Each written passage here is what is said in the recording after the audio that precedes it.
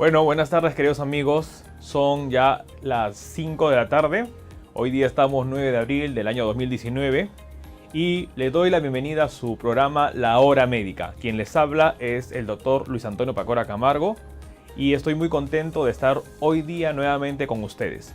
El día de hoy vamos a tener un programa muy interesante. Como bloque principal vamos a hablar sobre una de las enfermedades y que trae los problemas tan importantes tanto en la parte no solo de salud sino también la parte política, como es la anemia. Hoy día vamos a hablar sobre qué es la anemia, sobre sus consecuencias y sobre cómo poder combatir este mal. En nuestro segundo bloque vamos a hablar sobre algo también importante, que es la anatomía de una de las glándulas más grandes de nuestro organismo, que es el hígado. Vamos a aprender cuáles son sus funciones y, lo más importante, cómo este hígado se distribuye. Porque en temas posteriores, en programas diferentes, vamos a aprender algún día lo que va a ser el cáncer de hígado y es muy importante tomar la información sobre este tema. En el siguiente bloque vamos a hablar sobre algunos términos que es muy importante a tomar en cuenta con respecto al tema de la anemia. Y finalmente en nuestro bloque final hablaremos sobre algunas preguntas y encuestas que hemos hecho en la semana con respecto al tema principal. Bueno, les doy la bienvenida a su programa. Esta es La Hora Médica por Epistre TV, una nueva forma de ver televisión.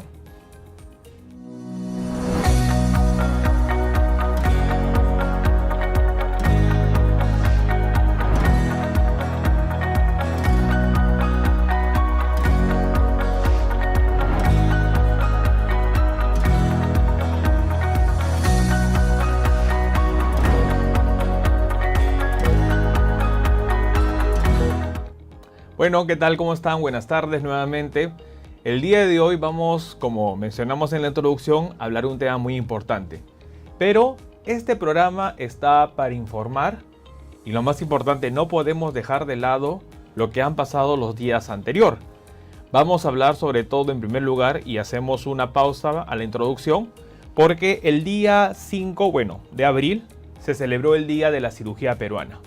Es muy importante ver este tema y sobre todo dar el reconocimiento a lo que significa la cirugía. Quien les habla es cirujano oncólogo.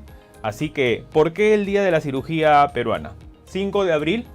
El 5 de abril es porque nosotros recordamos el nacimiento de uno de los cirujanos muy importantes en lo que es Perú. Vamos a ver en la imagen número 1 lo que es la parte de ello.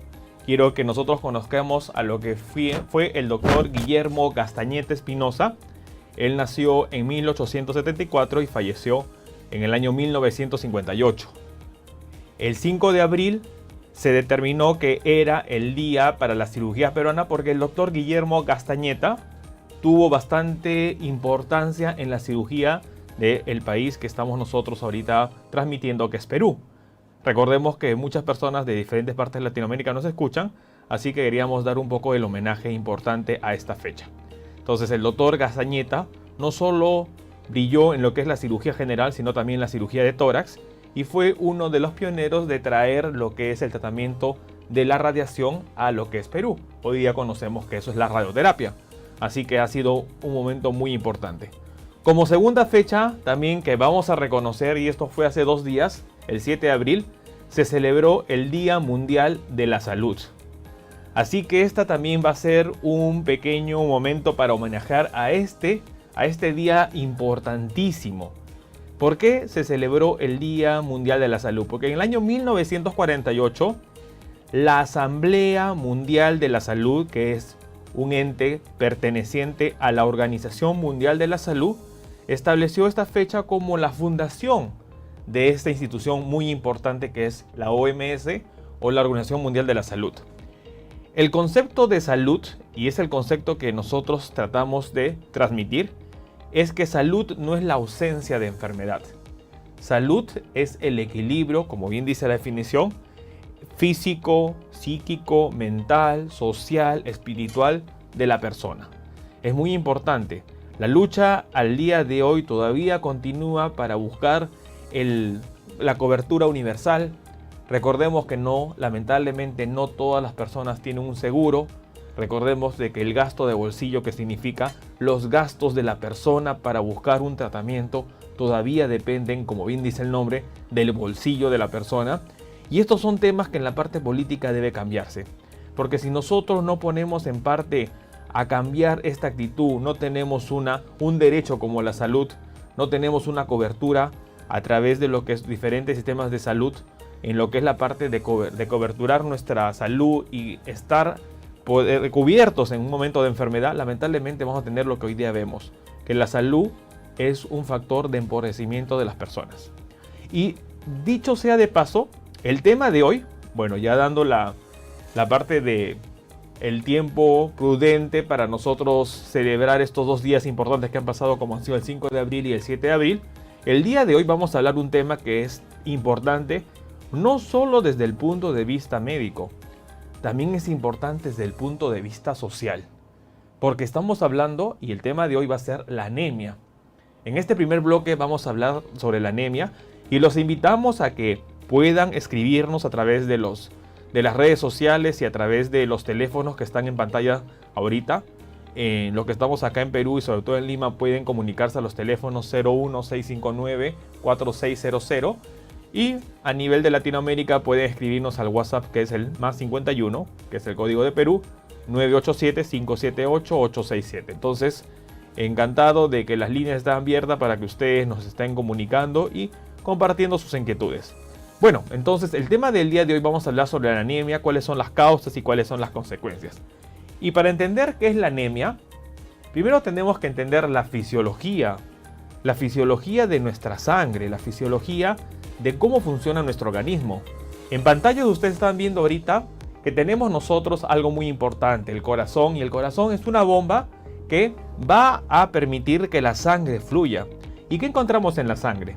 En la sangre encontramos esto importante, que son los glóbulos rojos. Vemos que los glóbulos rojos tienen la función importante de conducir, transportar. ¿Y qué transportan? Transportan 2 gases importantes, oxígeno y CO2 o dióxido de carbono. Entonces, ¿qué hace el glóbulo rojo? Capta el oxígeno. ¿Y de dónde lo capta? A nivel de los pulmones. Y este oxígeno que lo capta es llevado al corazón y del corazón es difundido a todo el organismo. ¿Para qué? Para que el oxígeno de esta manera sea utilizado por las células y esto permita que las células tengan su esquema, su funcionamiento adecuado. Y de estas células recogen ese desecho que sería el CO2 para que nuevamente sea llevado al pulmón y a través de la expiración nosotros botemos este CO2 que sería el producto de desecho de las células, que es muy importante eliminarlo porque si no las células se contaminarían. Entonces, este es el proceso fisiológico de la sangre. Ahora la pregunta es, ¿qué es la anemia? La palabra anemia viene del latín y también de las palabras griegas que significa asin, emia viene de sangre. Entonces, la palabra anemia en sí representa un cuadro que significa que estamos en ausencia de sangre. Ausencia de sangre, hablemos no de que el ser humano en la anemia no tiene sangre, sino que los elementos de la sangre están disminuidos. Y principalmente un elemento, los glóbulos rojos. ¿Y los glóbulos rojos qué traen en su interior? Hemoglobina. Entonces, la anemia es la situación o la condición médica que se caracteriza por la disminución de la hemoglobina. El término literal sería falta o ausencia de sangre, pero el término exacto sería la disminución de la hemoglobina. Entonces, este es el punto más importante que tenemos que entender. Entonces, la anemia no es una enfermedad. La anemia puede ser una enfermedad, pero también puede ser la consecuencia de múltiples enfermedades. Y vamos a entender nosotros en el transcurso de este primer bloque cuáles son las causas de la anemia y vamos a ver que no solo es la deficiencia de fierro, porque hoy en día hablamos de anemia y vamos a ver qué dicen las noticias. Hablamos de la anemia como un problema, sí es cierto, de salud, pero también un problema social, pero también tenemos que entender que la falta de hierro no es la única causa que causa anemia. Y como hemos entendido el término de hoy, anemia, ¿qué es? Anemia es la disminución de la hemoglobina. Entonces, para esto vamos a entender, y es algo muy importante y lo que queremos en este programa, y bienvenida a las preguntas, queremos nosotros hacerles entender, compartir el conocimiento. ¿Para qué? Para que de esta manera nosotros podamos enfrentar las enfermedades y podamos evitar caer en las mismas. Para entender por qué la hemoglobina baja, hay que entender cómo se producen los glóbulos rojos y cómo en este caso funciona la hemoglobina. Vamos a ver en el siguiente video, y quiero que me acompañen, para nosotros entender cómo se forman los glóbulos rojos en un proceso que se conoce como hematopoiesis. Así que acompáñenme con el video y vamos analizando esta información importante. La hematopoiesis es una serie de procesos a través de los cuales se forman, diferencian y maduran las células que determinan los elementos formes de la sangre, proceso que se lleva a cabo en la médula ósea. La célula madre o troncal hematopoyética es la encargada de dar origen a las células hemáticas y es la única capaz de autorrenovarse y ser multipotencial, es decir, dar origen a distintos linajes sanguíneos que incluye la serie mieloide como los eritrocitos, granulocitos, mastocitos, monocitos, macrófagos y plaquetas, así como linfocitos T y B y células plasmáticas. Bueno, estamos agradeciendo a las personas que están ahorita conectadas. Estamos viendo que está Marina Gamarra, Giovanna Silva. Un saludo a Gabriel Ortiz, una compañera de la universidad. Es importante. Hemos visto entonces que el proceso de la hematopoiesis es un proceso en donde se forman los glóbulos rojos. Y hemos entendido que los glóbulos rojos se forman a nivel de la médula, en este caso de los huesos, y es a este nivel donde estos glóbulos rojos tienen un precursor que se conocen como las stem cell o las células madre. Este tema es muy importante. Cuando nosotros somos embriones, es decir, cuando se dio la fecundación gracias a lo que fue el proceso de la relación sexual, en donde el espermatozoide se une con el ovocito y esta forman el huevo cigoto, y esto se va desarrollando al transcurso de lo que va a ser los días y se implanta finalmente en el útero, y va a ser un proceso que en algún momento en el programa vamos a entender lo que es la parte de la embriología. Pero yo quiero hacerles entender algo muy importante. Cuando sucede este proceso, se forma lo que va a ser el embrión, pero el embrión está envuelto en lo que va a ser finalmente ese saco vitelino y va a proteger a este embrión, y también se va a ir desarrollando la placenta.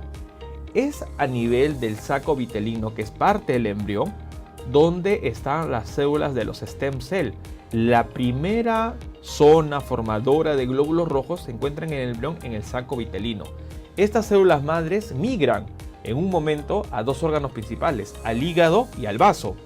Entonces, en la vida embrionaria es el hígado y el vaso los que van a dar el origen a los glóbulos rojos, y eso es muy importante entender. Posteriormente, ya más o menos en la etapa de la vida embrionaria, estas células migran ahora a la médula ósea, y es la médula ósea donde se producen los glóbulos rojos. Entonces, cualquier enfermedad que afecte la médula ósea va a producir anemia. ¿Por qué? Porque va a disminuir la producción de glóbulos rojos. Y es importante entender esto. ¿Por qué? Enfermedades en la médula ósea pueden ser algún tipo de infecciones, ¿como cuál? Como la tuberculosis. Y eso se llama un síndrome mielodisplásico. Es una mieloctisis. Cuando la tuberculosis, que es una enfermedad infecciosa causada por el bacilo de Koch, afecta a los huesos, esta enfermedad va a hacer que se disminuya la producción de glóbulos rojos y va a conllevar a ¿qué? A anemia. Cuando hay una baja de estimulación de los glóbulos rojos para su producción, como sucede por la disminución de una hormona que se llama la eritropoyetina, entonces la eritropoyetina en los riñones que es producida, si no se produce adecuadamente, va a producir finalmente ¿qué? Finalmente anemia. Cuando hay déficit de fierro, vamos a tener que no se va a producir el glóbulo rojo y por lo tanto va a haber también en este caso anemia.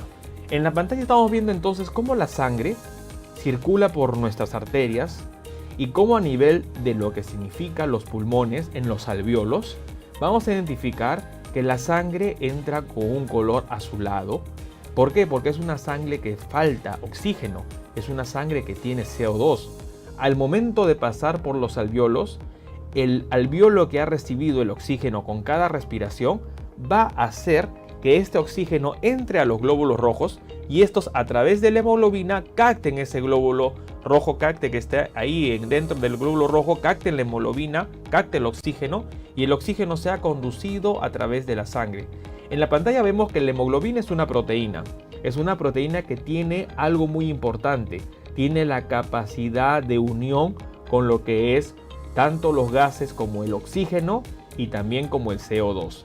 Al captar el oxígeno, esa hemoglobina va a tener un color característico que nosotros identificamos de lo que es una sangre arterial y una sangre venosa, y esto va a ser gracias al fierro, al hierro. Entonces, gracias al hierro, que es un factor importante en la constitución de la hemoglobina, vamos a poder transmitir o transportar lo que va a ser el oxígeno. Y el oxígeno va a pasar a través de la sangre a todos los otros órganos y va a permitir que las células se alimenten de este oxígeno para hacer su función normal. Porque acordémonos que las células tienen diferentes funciones. Las células del cerebro, las células del páncreas, las células del corazón, las células de los huesos. Entonces, en cada parte de nuestro organismo hay células. Si no tienen el combustible, que es el oxígeno, es como un carro. Si el carro no tiene gasolina, el carro no va a manejar, no va a funcionar. Si las células no tienen combustible, ¿y cuál es el combustible de las células? Uno de los combustibles es el oxígeno. Si no tienen oxígeno, no se va a producir energía, y si no tienen energía, no van a funcionar de manera adecuada. Es por eso que la anemia es un problema muy importante en el desarrollo de lo que va a ser el ser humano y sobre todo de los niños. Por eso hoy en día están criticados los países, porque si el índice de anemia está aumentando, vamos a tener problemas con respecto a ello. Y para eso vamos a entender entonces cuál es el papel del hierro. El papel del hierro va a ser sobre todo permitir la eritropoyesis. ¿Y qué es la eritropoyesis? Es la formación de glóbulos rojos. Entonces, que quede claro, si nosotros tenemos niveles adecuados de hierro, vamos a tener niveles adecuados de hemoglobina y por lo tanto nuestra sangre va a cumplir su función importante, que va a ser captar oxígeno. Si nosotros tenemos niveles bajos de hierro, vamos a tener hemoglobina disminuida y por lo tanto vamos a tener menos cantidad de oxígeno transportado a través de lo que va a significar la sangre. ¿Y eso va a conllevar? Va a conllevar a que las células no funcionen de manera adecuada. Entonces, vamos a entender de manera sencilla cómo se clasifican las anemias. En la imagen vamos a ver nosotros. Esto es el cuadro resumen que nosotros deberíamos entender con respecto a este tema. La anemia, cómo se clasifica. Entonces, la anemia se clasifica entendiendo qué es la hemoglobina, entendiendo la función del oxígeno, entendiendo qué es el transporte del CO2. Las anemias se van a clasificar en dos grupos. En primer lugar, tenemos acá la disminución de la producción de la hemoglobina. Y en segundo punto, el incremento o el aumento de la destrucción de los glóbulos rojos. Entonces, cuando nosotros nos encontramos ante una persona que tiene anemia, lo primero que tenemos que preguntarnos es, ¿esta anemia por qué se originó? ¿Por qué se originó? Se originó porque, 1, hay disminución de la producción de glóbulos rojos, o 2, está aumentándose la eliminación de los glóbulos rojos. Entonces, no solo podemos pensar, tiene anemia, ok, vaya, suplemento de hierro, aliméntese, coma más hierro, alimentos que tienen hierro, por ejemplo, las lentejas, lo que es la parte del hígado, las vísceras como el vaso, el riñón, ok. Entonces, con eso va a subir sus niveles de hemoglobina. Falso, porque si la persona está teniendo pérdidas, y las pérdidas de glóbulos rojos pueden ser por una hemorragia interna, recordemos quiénes producen hemorragia interna. Lo producen, en este caso, lo que es cáncer o tumores a nivel del aparato digestivo. Por ejemplo, un cáncer de estómago, un cáncer de colon, un cáncer de recto puede causar anemia. Lo produce a nivel de la parte ginecológica, lesiones que sangran. Esa mujer que está en una edad fértil, que tiene 24, 25, 28 años y puede tener menometorragia, que significan sangrados abundantes durante la menstruación, va a tener anemia porque tiene aumento de la pérdida. Y puede ser una mujer que está alimentándose pero está perdiendo sangre. Las mujeres que están ya quizás en la edad de la menopausia y tienen un cáncer de endometrio, dejaron de menstruar a los 47 años y hoy día tienen 52 o 54 años y están sangrando. Esa mujer también va a tener anemia. Entonces, esto sería ¿por qué? Por la pérdida de glóbulos rojos. Pero también hay una disminución de la producción de glóbulos rojos. Hemos hablado que una de las causas es la falta de hierro. ¿Por qué? Porque si no hay hierro no hay hemoglobina, y si no hay hemoglobina no hay glóbulos rojos. Pero también hay lesiones o afecciones que pueden alterar la médula ósea, donde se producen los glóbulos rojos. ¿Y eso qué podría ser? Una tuberculosis, un cáncer como lo que es el mieloma, un cáncer de la sangre como son las leucemias. Y estas condiciones van a conllevar finalmente ¿a qué? A que no se produzcan los glóbulos rojos, y de esta manera va a tener el cuadro de lo que es la anemia. Entonces, estamos haciendo una recapitulación del primer bloque. Estamos atendiendo qué es la anemia, cuáles son sus causas y qué efectos conlleva a entender cuáles son los puntos que tomamos que tener en cuenta con respecto a este problema. Queremos responder antes a Nancy Lozada y nos comenta: tengo hemoglobina en 7, ¿está bien? Bueno, gracias Nancy por el comentario, y vamos a mencionar algo muy importante. El valor de la hemoglobina normal, si es una zona costera, si es una zona que está a nivel del mar, se consideran los valores entre 12 a 14 gramos por decilitro. En las zonas de altura, donde hay poca presión de oxígeno, entonces necesitamos más hemoglobina para captar más ese oxígeno, y puede llegar quizás hasta 16. La hemoglobina de 7 que nos comenta Nancy está baja, es totalmente bajo los niveles normales, y estamos bajo un nivel de 10. Entonces este 7 de hemoglobina para Nancy es muy importante buscar cuál es la causa de que su hemoglobina esté baja, y para eso hay que hacer preguntas. ¿Cuál es su edad? Si usted es una persona que tiene más de 40 años o 50 años, hay que tener ojo, cuidado. Anemia en una persona más de 50 años es probablemente un riesgo para hacer cáncer o para tener cáncer. Y no queremos asustarla, sino queremos que usted tome la precaución del caso. ¿Por qué? Porque una persona de 50 años puede tener un cáncer a nivel del estómago, un cáncer a nivel del colon, y esto puede causar anemia. Puede tener un cáncer de endometrio y puede causar anemia. Si no estamos en esa edad, hay otras condiciones que pueden causar. El déficit de hierro puede causar anemia. La anemia también puede ser debido a que tiene un problema a nivel del riñón. Quizás pueda ser diabética la paciente, y la diabetes causa un problema crónico a nivel del riñón, y esto va a causar anemia, porque hay disminución de la hormona que produce, en este caso, la hematopoiesis, que es la eritropoyetina. ¿Y dónde se produce la eritropoyetina? Se produce a nivel de los riñones. Entonces, Nancy, nuestra recomendación es: hágase constantes corpusculares para ver qué tipo de anemia tiene. Si es una anemia por disminución de la producción o por aumento de la eliminación de glóbulos rojos. Este perfil, estas constantes corpusculares, nos va a ayudar a entender qué tipo de anemia tenga, y de acuerdo a ello hay que hacer estudios. Nuestra recomendación: hágase una endoscopía alta, hágase una colonoscopía.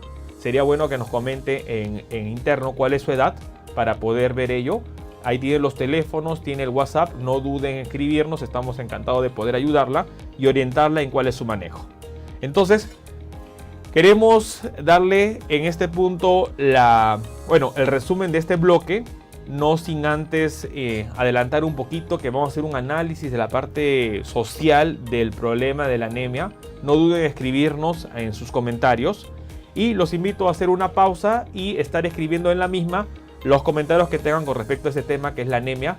Regresamos con la parte social que representa el problema de la anemia. Estamos en La Hora Médica, quien les habla es el doctor Luis Pacora, y gracias por estar acompañándonos.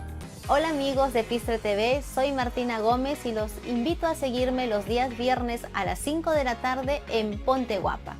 Un espacio para que ustedes aprendan sobre las últimas tendencias en belleza, en estética facial, corporal, y sobre todo para que aprendan a conquistar la longevidad. Y como siempre, en Epistre TV, una nueva forma de ver televisión.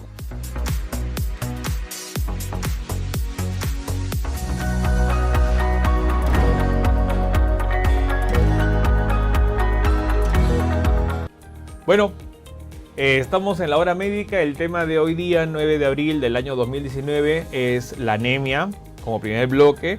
Y queremos cerrar este primer bloque analizando un poquito cuál es la problemática social que trae la anemia. Hoy en día escuchamos de que en nuestro país, hablamos de Perú, hay un problema con la anemia. ¿Por qué? Porque la incidencia ha incrementado, hay campañas para ver la anemia, y tenemos que entender algo muy importante. Siempre recordar la imagen que estamos nosotros proyectando. La célula es como un carro. Si el carro no tiene combustible, no va a andar. Por ejemplo, imagínese que usted tiene un carro para hacer un transporte, usted es un comerciante y tiene que llevar sus productos, ¿para qué? Para que sean vendidos. Si usted no tiene la movilidad, entonces su negocio no va a funcionar. Igualito con nuestro cuerpo. Si nosotros no tenemos el combustible para nuestro carro, entonces nuestras células no van a funcionar. Y esto va a afectar más ¿a qué? A los niños. Y por eso vamos con la primera noticia. Vamos a ir comentando con ustedes lo siguiente. Miren lo que dice acá. Perú, anemia. Solo en Lima, hablamos de la capital, solo en Lima, cerca de 170,000 niños viven con este problema. Entonces es importante tener en cuenta esta información. ¿Por qué? Porque si nuestros niños no están con niveles de hemoglobina adecuada, entonces lamentablemente, acordémonos de la imagen de nuestro carro, y nuestro carro tiene algunas funciones que hacer. Si nosotros somos comerciantes, somos transportistas o lo que seamos, si nosotros no estamos funcionando bien, no vamos a conseguir que esta empresa crezca. Vamos a los niños. Si los niños no tienen niveles adecuados de hemoglobina, ¿qué va a pasar? En primer lugar, no van a crecer. ¿Por qué no van a crecer? Porque no van a tener la energía para hacerlo. Segundo punto, muy importante. De nuestro organismo, ¿quién recibe más hemoglobina, más sangre? Nuestro cerebro. Si nosotros no tenemos adecuado nivel de hemoglobina, entonces nuestras células, nuestras neuronas no van a funcionar. ¿Y esto qué va a pasar? Va a pasar que los niños tengan sueño, estén cansados, no funcionen, no aprendan y por lo tanto vamos a tener que el índice de desarrollo social va a ser malo. Porque esos niños que tienen anemia y que tienen hoy día 4, 5, 6 años, mañana más tarde van a ser adolescentes y jóvenes y van a llegar a tener la parte de un desarrollo malo, un desarrollo no adecuado y no van a ser competitivos. Y lamentablemente vamos a condenarlos a no tener las oportunidades que deberían tener. Y esto no afecta solo a esas familias que tienen estos niños o estos adolescentes que en el futuro serán los hombres del mañana. Va a afectar a la sociedad. Porque si nosotros hacemos hoy en día pruebas para ver nuestro nivel educativo y comparamos entre los países de la región de Latinoamérica, por ejemplo, y vemos que nuestros índices de respuesta en materias como matemática, lenguaje, comprensión de lectura están mal, entonces el problema también basa en la parte fisiológica. Pacientes con anemia, 170,000 niños con anemia van a ser 170,000 personas que en el futuro no van a tener las oportunidades para avanzar. Y hablemos como país. Desarrollo humano es lo que nos diferencia de países desarrollados de países en vía de desarrollo. Si yo no tengo nivel de educación adecuada, no tengo estilo de vida saludable, adecuado, y sobre todo no tengo un desarrollo económico que me permita solventarme, lamentablemente vamos a hablar de que el país va a seguir siempre, para no ser malos, en desarrollo, en vías de desarrollo. Entonces tenemos que cambiar eso. Vamos con la siguiente noticia. La ONU, la Organización de las Naciones Unidas, menciona el 50% de la anemia en el Perú es por déficit de hierro. Entonces, muy importante esto. Hemos entendido, y quiero que la reflexión de este día sea que la anemia tiene dos causas. Una es la disminución en la producción de los glóbulos rojos y otro es el aumento de la eliminación de los glóbulos rojos. Pero ojo, el 50% de la anemia es por falta de hierro. Entonces es algo que no solo, y esto lo vamos a discutir en el último bloque, porque hicimos una encuesta en la semana y esta encuesta la vamos a comentar, pero esto no es solo del gobierno, que tiene mucha responsabilidad, y eso sí, tiene mucha responsabilidad porque el gobierno tiene que velar por cada uno de nosotros. No quizás dándonos los nutrientes, que sería lo mejor, pero por lo menos informando estos datos. Si nosotros tenemos que el 50% de las causas de anemia en el Perú se deben a la falta de hierro, entonces mejoremos el nivel de nutrición. Lamentablemente, nuestros alimentos que estamos acostumbrados a tomar, por ejemplo, en la mañana quizás un jugo, tomar un pan con mantequilla, ni la mantequilla, ni el pan, y mucho menos el jugo, que puede ser un jugo de naranja quizás, no nos va a dar el nivel de hierro que necesitamos, porque el pan y la mantequilla no tienen hierro. Entonces es muy importante tomar en cuenta esta información. ¿Qué nos alimentamos? ¿Qué comemos? Entonces hemos entendido que el hierro nosotros lo vamos a tener de acuerdo a nuestras ingestas. Si no consumimos hierro, no producimos hemoglobina, y si no producimos hemoglobina, no tenemos combustible para nuestras células y por lo tanto no nos desarrollamos. Importante, 50% de las causas de anemia podrían ser controladas ¿con qué? Con lo que es la parte de mejorar el nivel de hierro. La siguiente noticia que tenemos nosotros es el Ministerio de Salud y los gobiernos locales, y es muy importante, hay que aplaudir la parte de las iniciativas, están trabajando para luchar contra la anemia en Lima y Callao. Dice la ministra de Salud, Zulema Tomás González, junto a alcaldes de distritos, sobre todo, por ejemplo, de Lima Metropolitana y el Callao, han comprometido a lo que es trabajar en este tema muy importante. Entonces, es entender de que las autoridades tienen que trabajar en este punto. Porque si nosotros no trabajamos en este punto, lamentablemente la población no está informada. La población muchas veces no vive, sobrevive. Si tenemos sueldos malos o lo que es un índice de vida bajo, tenemos falta de educación para la nutrición, lamentablemente vamos a tener problemas que van a conllevar a que nuestros niños, que son los principales que van a ser afectados por este problema, no se desarrollen, no aprendan y no tengan la oportunidad que nosotros tendremos que ofrecerles. La siguiente noticia, que es también importante entender, es los resultados de la encuesta demográfica de salud familiar, que son las encuestas ENDES, en el 2018, es decir, hace un año, muestran que el Perú tiene una situación de vulnerabilidad frente a la anemia. Entonces, actualmente esta enfermedad representa por la falta de hierro y ataca casi al 43.5% de los niños. Imagínense, la mitad de nuestros niños están expuestos, y esto es un punto que se puede trabajar a través del programa de Niño Sano. Hemos entendido que a partir de los 6 meses los niños ya empiezan a tener dientes y que la lactancia materna ha sido muy importante, sobre todo promoverla, pero también hay que promover la alimentación del niño. Porque muchas veces decimos, perfecto, ya el niño está comiendo, ¿qué vamos a darle? Darle la papilla. Entonces darle la papilla de camote, darle la papilla de manzana, darle la papilla de durazno. Y está muy bien porque está alimentando, está aprendiendo a caminar, a comer. Pero esto está dándole los requerimientos que necesita de hierro. Entonces hagamos una pregunta y digamos, ¿estamos alimentándonos? En el colegio estamos aprendiendo cuáles son los alimentos que nos dan hierro. Acá tenemos en Epice TV un programa que es una licenciada en nutrición y que cada semana nos comparte sobre lo que es la parte de los elementos o los alimentos que tenemos que tomar en cuenta. Así que encantado, a través de los teléfonos y el WhatsApp que ustedes tienen en las pantallas, van a poder ustedes comunicarse y vamos a poder también trabajar sobre esto. Porque si tenemos una población educada, vamos nosotros a poder mejorar y evitar este problema. La siguiente noticia que vamos a compartir va a ser como esta. La anemia afecta, esto es muy importante y quiero que lo tengan en cuenta. Lean este párrafo. Afecta el desarrollo psicomotor y cognitivo en la primera infancia. Y si nosotros no corregimos esto en la primera infancia, esto es como el cáncer. Y van a disculpar que siempre hablo del cáncer porque mi especialidad es ser cirujano oncólogo. Si nosotros no damos el manejo adecuado en el primer acercamiento con el paciente, igual va a ser la anemia. Si nosotros no corregimos la anemia desde la infancia, ya perdimos la batalla. ¿Por qué? Porque ese niño, porque la capacidad cerebral, y esto no es un comercial, porque hemos escuchado en la televisión, el desarrollo del cerebro se da hasta los 6 años. Bueno, son informaciones ciertas.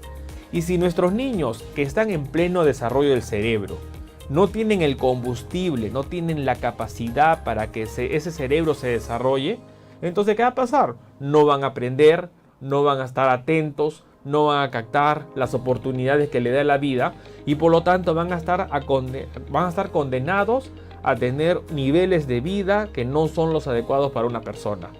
Tenemos que tomar en cuenta ello. La siguiente noticia para compartir, que también vamos a tomar en cuenta esto, es importante con respecto a la incidencia de la enfermedad está elevándose.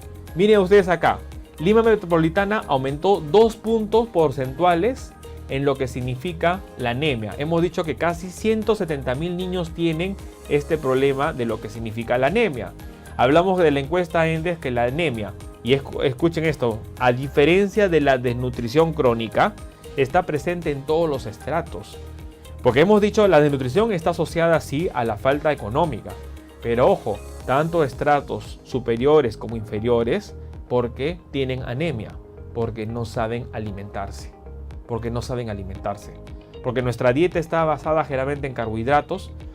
Solemos combinar dos tipos de carbohidratos, arroz y papa, y en la mañana en el desayuno pan, y pan, arroz y papa lamentablemente no nos dan hierro, y las cantidades que necesitamos no están en el arroz, en la papa y en el pan.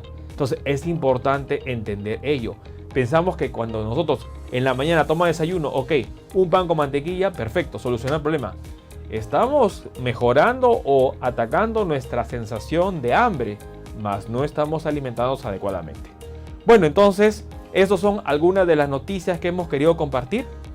Los invitamos a que nos acompañen en nuestro siguiente bloque, donde vamos a aprender temas sobre anatomía. Pero igual, cualquier duda con respecto a las preguntas de la anemia, encantados estamos. Estamos en La Hora Médica, soy el Dr. Luis Pacora y los espero en el siguiente bloque. Hola amigos, ¿cómo están? Soy Laura Castillo y me encuentro muy feliz de reencontrarnos en esta segunda temporada de Para Gente Grande. A partir de este miércoles 10 de abril a las 6 de la tarde retornamos y agradecemos que nos hagan ingresar a sus hogares. Aquí por supuesto en Epistre TV, una nueva forma de ver televisión.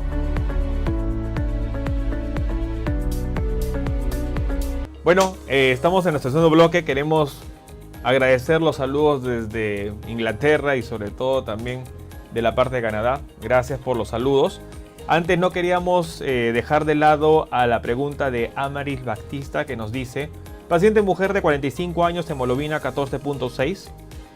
Tiene triglicéridos en 100.66, bilirrubina directa 0.26. Bueno, estos estudios, estos análisis, como usted ha visto en sus valores referenciales, están normales. No hay un valor elevado ni de la bilirrubina. La hemoglobina está en 14.6, es un nivel adecuado. Entonces sería importante, si esto lo han hecho de manera preventiva, perfecto, los exámenes están bastante bien. Los triglicéridos no están elevados, están en 166, pero si lo han hecho porque tiene usted algunas molestias, sería importante saber un poquito más de la información, porque han pedido un hemograma, que vamos a ver esto en el siguiente bloque, cuáles son las terminologías que hay que entender, pero queremos no dejarla con la inquietud y decir que estos resultados que nos ha enviado están dentro de los parámetros normales. Bueno, en este bloque vamos a entender algo muy importante. Vamos a hablar sobre la anatomía del hígado. Así que quiero que me acompañen en las pantallas y vamos nosotros a ver lo que es la anatomía del hígado y por qué entender este órgano que es glándula también, porque esto nos va a ayudar a entender futuros programas donde vamos a hablar sobre el cáncer de hígado. El hígado, en primer lugar, es el órgano interno más grande del organismo, representa casi el 3% del peso corporal del adulto. Entonces, si nosotros hablamos dónde se localiza el hígado, vamos a entender que el hígado se encuentra en este nivel, en la parte derecha de nuestro abdomen. Esto se conoce como el hipocondrio derecho. Entonces, es muy importante entender ello. Otro punto importante es, según Longmar, el hígado es considerado como un órgano hostil debido a que en este se asientan problemas dentro de lo que significa el cáncer, como la metástasis. También hay infecciones. Y cuando uno hace una cirugía a este órgano, es muy probable que el sangrado sea bastante evidente y por eso nos trae problemas en la parte quirúrgica.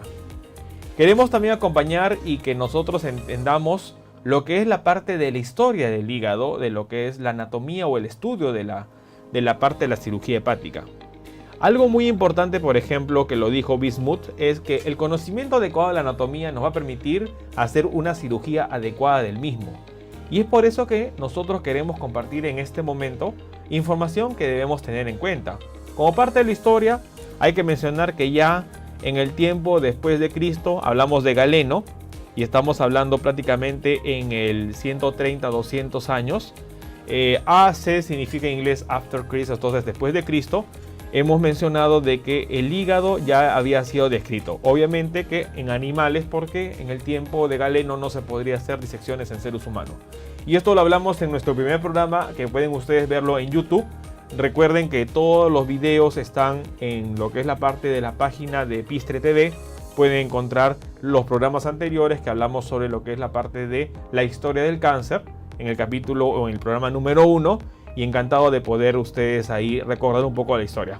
Pero sigamos hablando un poco del hígado. Entonces hemos visto que Galeno hace la descripción de la que es la parte del hígado, pero miren ustedes cuántos años pasaron. 1597, es decir, más de 1000 años para que Gliso hable sobre lo que es la topografía de los vasos dentro del hígado. Más de 1000 años. Posteriormente, miren, en 1784, von Haller hablamos sobre lo que es la parte de... Se describió la superficie externa del hígado, y esto fue en el año 1784. Posteriormente, miren, casi 100 años después, en 1874, Langebach habla sobre lo que es las resecciones hepáticas con éxito. Miren ustedes cuántos siglos, casi 2 siglos atrás, estamos hablando que ya se hacían resecciones hepáticas. Pero algo muy importante y un año que hay que mencionar fue 1888, Rex. Rex es uno de los primeros que describe los vasos intrahepáticos, y esto fomenta el adecuado conocimiento de lo que es la parte anatómica del hígado. A partir de ese momento pasa algo que nosotros tenemos que remarcar en la historia, y es porque en 1898 Cantil, y es muy importante, porque si hablamos de hígado, hablamos de lo que es Cantil. Entonces, Cantil, ¿qué hace? Distribuye en una línea imaginaria al hígado, y tenemos un hígado derecho y un hígado izquierdo. Y esto es muy importante. ¿Por qué? Porque esto nos permitió, en caso de la cirugía hepática, preservar hígado. En caso del trasplante hepático, saber que si tenemos un hígado derecho y un hígado izquierdo, las personas podían donar y seguir sobreviviendo, porque el hígado, una persona sin hígado no vive. Una persona tiene 2 riñones, si le quitamos uno, vive. Una persona tiene 2 pulmones, si le quitamos uno, puede vivir. Una persona solo tiene un hígado, le quitamos el hígado, no vive ni un minuto. El hígado cumple una función muy importante. Entonces, gracias a Cantil, se entendió que el hígado tenía lo que es la parte derecha e izquierda, y fue en 1954, es decir, prácticamente no ha pasado ni 100 años, que Coinaud permitió entender algo mucho más específico, que el hígado tiene segmentos, y estos segmentos del hígado los permitió hacer cirugías mucho más específicas ante problemas. Con lo que es la parte, y esto quiero que ustedes entiendan, miren ustedes, hablamos en un inicio de lo que era el saco vitelino. Entendamos que el saco vitelino es la parte embrionaria, y miren ustedes los intestinos cómo salen del organismo, y vamos a enfocarlos acá. Si ustedes se dan cuenta acá, tenemos nosotros el hígado que está en desarrollo, tenemos en este punto lo que es el estómago, y el intestino ha salido por el cordón umbilical, es decir, los recién nacidos y sobre todo el feto tiene una hernia umbilical, porque los intestinos salen del organismo. ¿Por qué? Porque han crecido, están creciendo, y el espacio que está en la cavidad es pequeño, entonces no permite el desarrollo adecuado. El hígado sigue creciendo, y esto va a hacer que el estómago rote. El hígado crece, hemos dicho que se localiza en la parte derecha del organismo, y esto hace que el estómago vaya rotando. Y esta rotación que hace el estómago va a permitir entender lo que es la parte anatómica. Si ustedes se dan cuenta en la imagen, y quiero enfocarlo porque esto nos va a permitir en un futuro entender algo muy importante. Si ustedes se dan cuenta, acá está el estómago, y detrás de este estómago se va a encontrar el páncreas. El páncreas es un órgano retroperitoneal, está detrás del estómago. Por eso cuando uno quiere hacer la cirugía del páncreas, uno tiene que movilizar el estómago. Entonces esta imagen nos permite un poco ver cómo es la disposición final, ya en el niño y en el adulto, por el crecimiento del hígado, cómo se ha organizado el estómago y las diferentes estructuras del organismo. Bueno, entonces hemos entendido de esta manera cómo esto ha influenciado en la disposición del hígado. Y finalmente vamos a entender cómo se clasifica la anatomía hepática. Si vemos en pantallas, en la anatomía hepática tenemos 2 clasificaciones. Uno que es la morfológica, es decir, cómo se ve el hígado, cómo nosotros lo entendemos, y esto nos ayuda a entender la parte anatómica superficial. Pero algo muy importante que permitió hacer la cirugía con éxito hoy en día del hígado es la anatomía funcional. ¿Cómo funciona el hígado? Y eso fue gracias a Cantil, que mencionamos, que permitió entender que hay un hígado derecho y hay un hígado izquierdo. Y esto ha sido algo fundamental para poder hacer cirugía hepática. En la parte morfológica hay que entender algo muy importante. Nosotros cuando vemos la anatomía del hígado vamos a ver un ligamento que divide el hígado en dos estructuras importantes, y este ligamento es el ligamento prácticamente falciforme, como vemos en pantalla. Nosotros vemos en pantalla, tenemos acá nosotros el ligamento falciforme y tenemos ahí que hay una estructura hacia la izquierda y hay una estructura hacia la derecha del ligamento falciforme. Entonces estos van a ser ¿qué? Los lóbulos. Tenemos el lóbulo izquierdo hacia la izquierda, el lóbulo derecho hacia la derecha, y quien divide eso es el ligamento falciforme. Esto es la anatomía morfológica. Esto es lo que nosotros conocemos en la anatomía morfológica. Pero esto no es viable para hacer una cirugía, porque si nosotros vemos, hay una desproporción entre la parte izquierda y la parte derecha. Imagínense que tienen un problema en el lóbulo derecho y nosotros sacamos todo el lóbulo derecho. El lóbulo izquierdo es insuficiente y el paciente podría morir. Por eso es muy importante lo que dijo Coinao en un momento, porque gracias a eso entendimos de que el hígado es derecho e izquierdo y nosotros de eso podemos hacer una cirugía. Es por eso que la anatomía que nosotros usamos y nosotros ahora como médicos transmitiendo esta información es la anatomía funcional. Porque la anatomía funcional es la que nos permite hacer cirugías y nos permite que el paciente pueda soportar un procedimiento que al final le puede salvar la vida. Porque si hablamos de un cáncer de hígado o hablamos de un trasplante hepático, es muy importante conocer la anatomía, porque solo así vamos nosotros a poder de esta manera ayudar a la persona y que ella pueda sobrevivir. Entonces es muy importante entender este tema de lo que es la anatomía morfológica del hígado. Y la anatomía funcional se va a basar en ¿qué? Se va a basar en lo que es la parte entender cómo funciona el hígado. Nosotros en la anatomía funcional vamos a tener lo siguiente. La anatomía funcional se va a basar sobre todo, miren, desde el año 1898. Mencionamos que en 1888 Rex hizo la primera resección hepática con éxito. Pero sí, digamos, unos 10 años después, en el año 1898, se pudo distribuir la parte de lo que es la estructura funcional del hígado en base a los vasos sanguíneos. Y esto es muy importante, porque en 1953 nosotros vemos acá lo que dijo en un momento Coinao. El hígado, y quiero que ustedes vean esta imagen, el hígado se distribuye en segmentos. Entonces cada segmento es una unidad funcional del hígado. Y esto es un conocimiento muy importante que ha permitido de que hoy en día procesos como lo que es el trasplante hepático, procesos como es la resección de metástasis, que es cáncer, a otra parte de donde se originó, por ejemplo, un cáncer de estómago que manda lesión al hígado, un cáncer de recto que manda lesión al hígado, se puede hacer resecciones de estas metástasis o estos implantes de cáncer sin necesidad de exponer la vida del paciente. Es por eso que este concepto, miren, estamos hablando de 1953, mencionamos acá 1953, el concepto de la morfología y sobre todo de la anatomía funcional del hígado cambió, y eso nos ha permitido hoy en día tener cirugías con mayor éxito y con mayor sobrevida. Entonces hemos querido compartir un poquito para que entendamos nosotros que el hígado, como ven ustedes en la línea, se divide en un hígado derecho y en un hígado izquierdo. Y esto fue gracias a la contribución de Coinao. Muy importante este concepto, ¿por qué?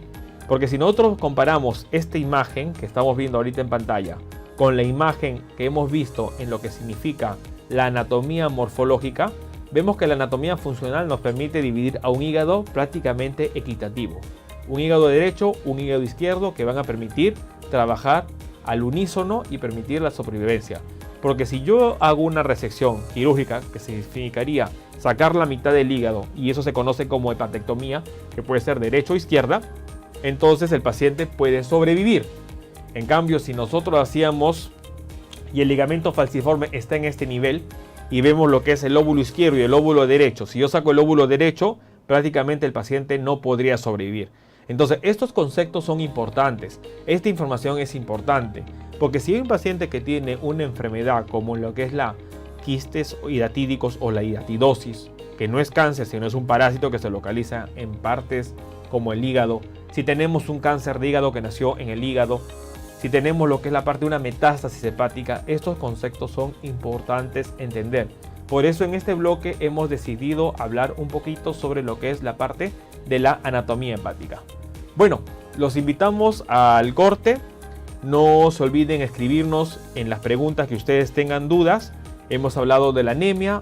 Hoy día hemos conocido un poquito un órgano muy importante que es el hígado. Y los invitamos a que nos acompañen en el tercer bloque, donde hablaremos alguna terminología a entender. Estamos en la Hora Médica por Episte TV. Hola amigos, soy Melissa Vega Tomasto, nutricionista, y los invito cada lunes a las 4 de la tarde para hablar de temas de salud y nutrición en nuestro programa Aliméntate Bien, Vive Mejor, por Episte TV, una nueva forma de ver televisión.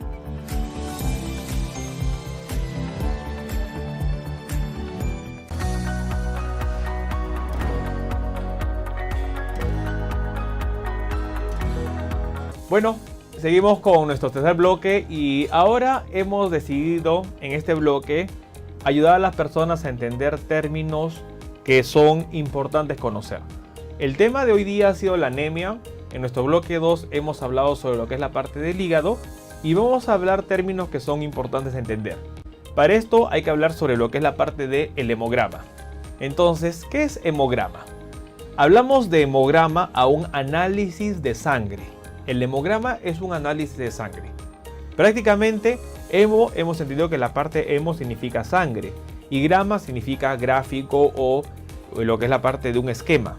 Es ver el esquema de la sangre. Entonces, el hemograma es un estudio que nos permite analizar la sangre. ¿Y qué tenemos en la sangre? En la sangre tenemos dos componentes, el plasma y los elementos formes. ¿Y cuáles son los elementos formes? Son los glóbulos rojos, son los glóbulos blancos y son las plaquetas. La alteración de estas tres estructuras van a causar enfermedades. Por ejemplo, ¿cómo se llama la condición donde los glóbulos rojos están bajos? Anemia. Hoy día hemos hablado sobre ¿qué? Sobre la anemia. ¿Cómo se llama la condición donde los glóbulos rojos están elevados? Se llama eritrocitosis, que es otro problema. Podría causar una enfermedad que se llama la policitemia, que hasta en muchos casos se podría considerar como un tipo de cáncer. Entonces, la alteración del nivel de glóbulos rojos, ya sea hacia abajo o hacia arriba, no es normal. Glóbulos blancos. Los glóbulos blancos son los glóbulos que hacen la defensa. Cuando están elevados, pueden significar, en un caso de infección, una sepsis, porque los glóbulos blancos se van a elevar para defender el organismo. Y cuando están bajos, se puede hablar de una leucopenia. Penia significa bajo. Leuco, blanco, blanco, bajo, leucopenia. Entonces, en este caso, estamos hablando sobre que hemos encontrado cuadros como esto. Entonces, cuando están bajos en una leucopenia, podrían ser porque han disminuido lo que es la parte de su producción a nivel de la médula ósea. Las plaquetas, que es el tercer elemento, cuando están disminuidos se conoce como plaquetopenia. Hemos dicho que penia estamos hablando cuando está abajo, plaqueta, plaquetopenia. Y esto puede causar sangrado porque las plaquetas tienen que ver con la coagulación. Y cuando están elevados se conoce como trombocitosis. Y la trombocitosis es un cuadro donde las plaquetas están elevadas y pueden obstruir los vasos sanguíneos y esto causar hasta infarto o cuadros de isquemia en cualquier órgano. Entonces es muy importante. Vamos al siguiente término, perfil de coagulación. ¿Qué es perfil de coagulación? El perfil de coagulación es otro análisis de sangre. ¿Sirve para qué? Para evaluar cómo está nuestra función ante los sangrados. Todo esto se conoce como hemostasia. Hemo, sangre. Acordémonos que la palabra hemo significa sangre. Estasia significa detención. Entonces la hemostasia es el cuadro mediante el cual nuestro organismo se defiende para evitar los sangrados. Cuando usted está caminando por la calle y lamentablemente cae o tropieza y se raspa la mano o se raspa el hombro o se raspa lo que es la rodilla, eso le va a causar un sangrado, pero su organismo hace una costra y esa costra está dentro de lo que significa todo el cuadro de la hemostasia. Para ver que nosotros estamos defendiéndonos de estos traumatismos y no sangremos, tiene que estar activo nuestro perfil de coagulación. El perfil de coagulación incluye estudios como que lo que va a ser el TP, que es el tiempo de protombina, el TTP, que es el tiempo parcial de tromboplastina, y va a indicar también el tiempo de sangría. Estos elementos van a evaluar cómo funcionan los factores de coagulación y cómo están funcionando nuestras plaquetas. Otro término, hemoglobina. Hemos hablado hoy día sobre la anemia y ahora estamos entendiendo qué es la anemia. Es cuando esta proteína, conocida como hemoglobina, esta proteína está disminuida. Entonces, ¿la hemoglobina qué es? Es la proteína que se encuentra dentro de los glóbulos rojos. Pregunta, ¿cuál es la función de la hemoglobina? La función de la hemoglobina es captar oxígeno y captar CO2.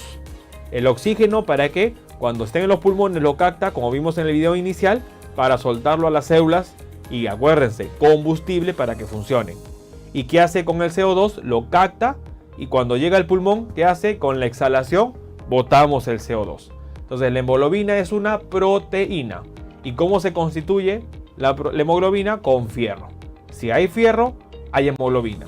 Y si hay hemoglobina, nuestras células funcionan. En los niños, ¿para qué es importante una adecuada hemoglobina? Para que funcione el cerebro. Si no funciona el cerebro, vamos a tener niños que no van a poder desarrollarse. Y si no se desarrollan, hablamos de un país subdesarrollado. Siguiente tema, plasma. ¿Qué es el plasma? Hemos hablado en el momento de hemograma que la sangre está formada por dos elementos. Los elementos formes, que son los glóbulos rojos, los glóbulos blancos y las plaquetas. Y ahí está el otro elemento, el plasma. ¿Qué es el plasma? Es la condición líquida de la sangre. Es muy importante entender ello. Entonces, el plasma es el elemento líquido de la sangre y dentro de ese elemento están sumergidos los elementos formes, que son ¿cuáles? Son los glóbulos rojos, blancos y plaquetas. Otro término a entender, grupo sanguíneo. ¿Qué es el grupo sanguíneo? El grupo sanguíneo es algo muy importante, es la especificación de cómo está nuestra sangre. Cada nosotros tenemos un grupo diferente. Los grupos sanguíneos son la parte que nos diferencia, que es la parte inmunológica que nos dice, ok, somos de tal grupo o no. Los grupos sanguíneos se clasifican en el grupo O, en el grupo A, en el grupo AB, en el grupo B. Y hay un factor que también se asocia, que es el factor RH, que puede ser positivo o negativo. Es por eso muy importante entender qué grupo sanguíneo tiene una persona en el momento de hacer una transfusión. Porque no es que yo, porque tengo ahorita, y ahorita estamos sabiendo de lo que es la parte, hay un programa, un proyecto que es la parte de la donación de sangre. Hay que entender que muchas personas no tienen el mismo grupo sanguíneo. El grupo sanguíneo universal es el O positivo, pero por ejemplo un grupo sanguíneo O negativo es bastante infrecuente, lamentablemente, y por eso ante un sangrado es muy importante tener un banco de sangre y sobre todo tener donaciones, como es la campaña, y le aplaudimos la campaña que está haciendo hoy en día. ¿Por qué? Porque es muy importante donar sangre. Otro elemento, médula ósea. ¿Qué es la médula ósea? Entendimos, es el lugar principal donde se forma ¿qué? Los glóbulos rojos. La médula ósea también es un lugar donde se originan algunos tipos de cáncer. Es muy importante entender que la leucemia se origina en la médula ósea. El mieloma se origina en la médula ósea. Las enfermedades como las infecciones crónicas como la tuberculosis puede afectar la médula ósea y esto va a causar una disminución de los glóbulos rojos que se conoce como anemia, una disminución de las plaquetas que se conoce como plaquetopenia y una disminución de los glóbulos blancos que se conoce como leucopenia. Importante tener en cuenta ello. Cuando las tres series, glóbulos rojos, blancos y plaquetas, están disminuidos, eso se conoce como pancitopenia. Finalmente, linfocitos. ¿Qué son los linfocitos? Son un tipo de células que se encuentran dentro de los glóbulos blancos, del grupo de los glóbulos blancos, que su función está relacionada a la inmunidad. Hay dos tipos de linfocitos, los T y los linfocitos B. Estos linfocitos van a tener una función muy importante en el proceso inmunitario. Bueno, quiero que me acompañen en el último bloque. Vamos a hacer una pausa y el último bloque vamos a discutir lo que fue la encuesta para ya despedir este programa. Nuevamente les doy las gracias por estar acá acompañándonos. No duden en hacer sus preguntas. Estamos en La Hora Médica. Soy el doctor Luis Pacora Camargo y estamos por Epistre TV. Hola amigos, ¿cómo están? Soy Laura Castillo y me encuentro muy feliz de reencontrarnos en esta segunda temporada de Para Gente Grande. A partir de este miércoles 10 de abril a las 6 de la tarde retornamos y agradecemos que nos hagan ingresar a sus hogares. Aquí, por supuesto, en Epistre TV, una nueva forma de ver televisión.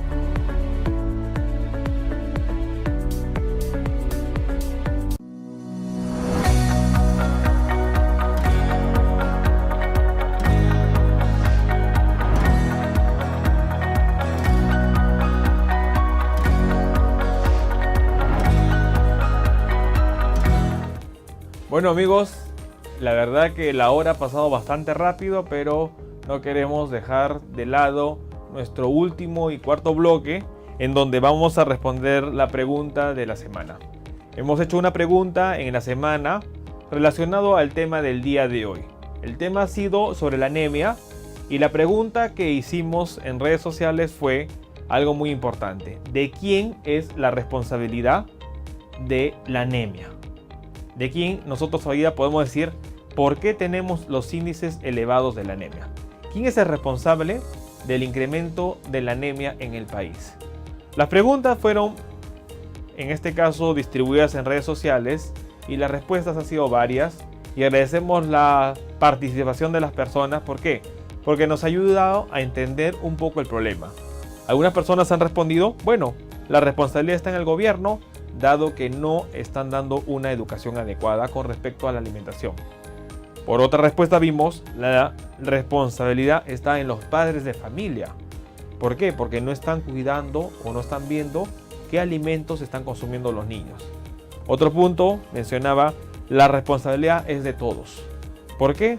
Porque no solo el gobierno está haciendo su labor, sino también los padres de familia y las personas no estamos enterándonos hoy en día con la tecnología que tenemos a la mano para poder informarnos qué alimentos pueden ayudarnos para la anemia. Bueno, entonces nosotros queremos indicar de que esta respuesta es abierta, pero también entendemos que la anemia es un problema de todos.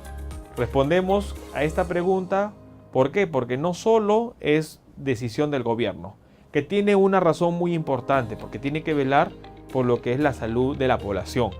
Pero también ahí viene un punto muy importante, nuestra actitud. Si nosotros no tenemos la actitud, en primer lugar, de entender, sobre todo en los niños, que la anemia causa un desarrollo psicomotriz lento o una disminución de su desarrollo psicomotriz, estamos condenando a nuestros niños a no tener las oportunidades en el futuro que debían tener. Es una responsabilidad también de los padres de familia, porque no solo ser padre significa darle el sustento económico y con ello ya hicimos de más. No, hay que saber qué están comiendo los niños. Es una función de los educadores, porque en el colegio se debe también fomentar lo que es la parte de la educación nutricional. En el colegio debemos nosotros explicar a los niños, ver la lonchera del niño, porque esto va a permitir de que nosotros entendamos de qué es lo que está comiendo ese niño y por qué no está desarrollando o entendiendo la clase. Es un problema de las personas jóvenes y adultos. ¿Por qué? Porque ya somos más independientes y también tenemos la obligación de enterarnos qué debemos comer, qué nos hace bien y qué no nos hace bien. Hemos entendido en el bloque número 1 que la anemia es una condición que se debe a dos problemas: disminución en la producción de glóbulos rojos y aumento o incremento de la eliminación de glóbulos rojos. Cuando estemos ante una hemoglobina en valores inferiores a lo normal, por favor hagamos la pregunta, ¿por qué? ¿Por qué? No solo demos hierro, porque recordemos que un cáncer, que un problema renal, que un problema de parásitos, que un problema de tumores a nivel de la médula, que una infección crónica como la tuberculosis o algunos otros más, en este caso enfermedades, pueden terminar causando anemia y no solo el consumo de hierro va a ser la solución. Muy bien, con esto hemos llegado al final de este programa. Nuevamente les doy el agradecimiento de que nos hayan acompañado un día más en este su programa. Agradecemos a las personas que han estado comentándonos en redes sociales. Estamos mencionando de que las redes quedan abiertas toda la semana, así que los invitamos a que sigan consultando, escribiéndonos. Este programa es para y por ustedes y es muy importante romper esos paradigmas en cuanto a la medicina. Queremos de que el concepto de hoy día quede claro, que la anemia no es una enfermedad, sino es una condición que tiene muchas causas que hay que investigarlas, que no solo es el déficit de hierro. Llamemos la atención, 170,000 niños a nivel de Lima con anemia. Eso es una situación que no debe suceder. Y bueno, no se olviden también seguirnos en nuestras redes sociales a través de lo que es la página de Epistre TV. Nos pueden ver en YouTube. Si usted perdió o quiere ver otra vez el programa, lo encuentra este y los programas anteriores en la página de YouTube, que lo encuentra como Epistre TV, y busquen La Hora Médica. Así que nuevamente le damos las gracias por estar con nosotros. Quien les habla es el doctor Luis Pacora Camargo en lo que es la parte de la hora médica por Episte TV, una nueva forma de ver televisión.